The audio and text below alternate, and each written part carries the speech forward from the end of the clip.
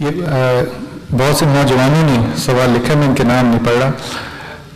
سوال یہ پوچھتے ہیں کہ جناب آپ نے فرمایا کہ اللہ کو اپنی ٹاپ پریورٹی بنائیں، اور آپ نے یہ بھی کہا کہ مسلمان اتنا الجھ چکا ہے کہ وہ اس موضوع پہ کانسنٹریٹ نہیں کر سکتا. میں خدا کو اپنی ٹاپ پریورٹی تو بنا لوں اور بنانا چاہتا بھی ہوں، لیکن میں اپنے جذبات کی، ایموشنز کی مخالفت کیسے کروں؟ یہی تو جہاد ہے اصل میں. اور کیا جنگ ہے جو کلمہ پڑھنے سے شروع ہوتی ہے؟ اور کیا فساد ہے جو انسانی طبیعت میں کلمے کے بعد شروع ہوتا کہ لا الہ الا اللہ. میں جو ہزاروں خداؤں میں تقسیم ہوں، میرے باطن میں میری انا میری خدا ہے، میرا انتخاب میرے خدا ہے، میری محبتیں میرا خدا ہیں، میرا تعشق میرا خدا ہے، میری چاہتیں رغبتیں ہر چیز میرا خدا ہے. زینا للناس حب الشہوات من النساء والبنین والقناطیر المقنطرۃ من الذهب والفضة والخیل المسومۃ والانعام والحرث ذالک متاع الحیات الدنیا. یہ سارے کے سارے خدا ہیں، اوہام باطلہ خدا ہیں.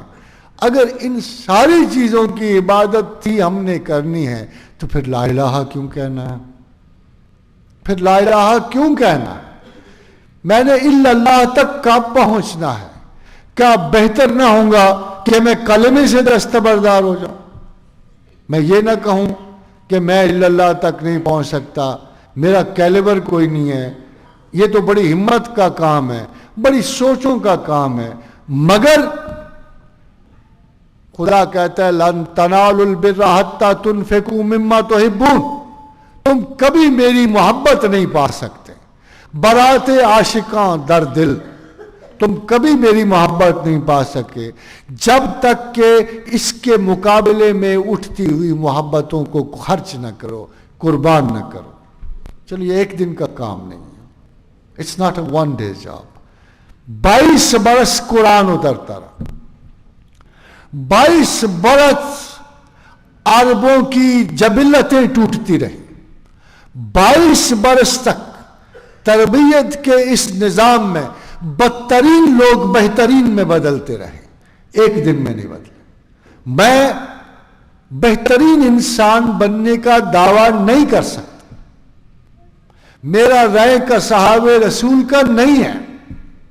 ثم الذین یلونہ، ثم الذین یلونہ. میں نہ رسول ہو سکتا ہوں، نہ اصحاب رسول میں سے ہو سکتا ہوں، نہ میں تابعین اولا میں سے ہو سکتا ہوں، نہ میں تبع تابعین میں سے ہو سکتا ہوں. میرا رینک ان سے نیچے آتا، ان سے نیچے. رسول خدا نے فرمایا سب سے بہترین زمانہ میرا، پھر میرے اصحاب کا، پھر تابعین کا. ثم الذین یلونہ، ثم الذین یلونہ. حضرات گرامی، آج کے دن ہم زیرو مارجن سے تو شروع کر سکتے ہیں نا.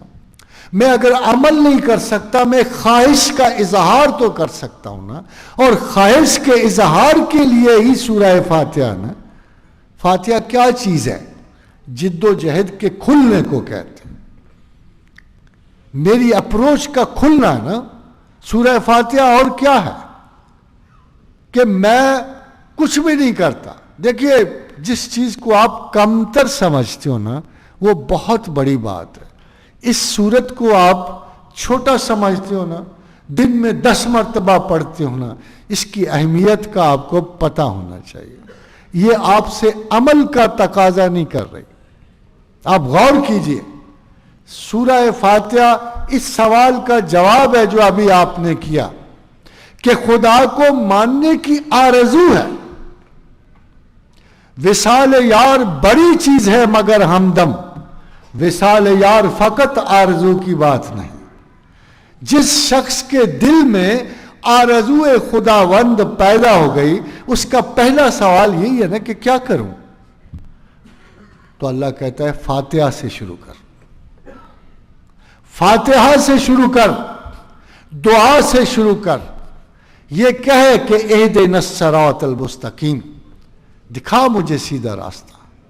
صراط الذین انعمت علیہم، ان لوگوں کا رستہ جن کو تو نے عقل و شعور بخشا، وہ تیرے راستے پہ چلے جو لا الہ سے الا اللہ تک پہنچ گئے. اور ان لوگوں کا رستہ نہ بتانا جو تکبرات ذات میں کھو گئے، جو بتان عصر حاضر میں کھو گئے، جو پاپ سنگر ہی بن گئے.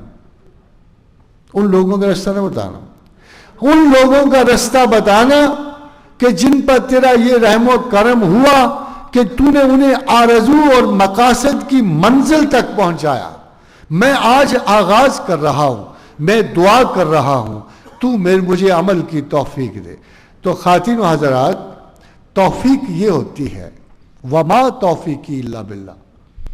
توفیق ہے کیا؟ اللہ کی طرف سے. علیہ توکلت و الیہ انیب، اس پہ بھروسہ کرنا اور اس کی طرف رجوع کرنا.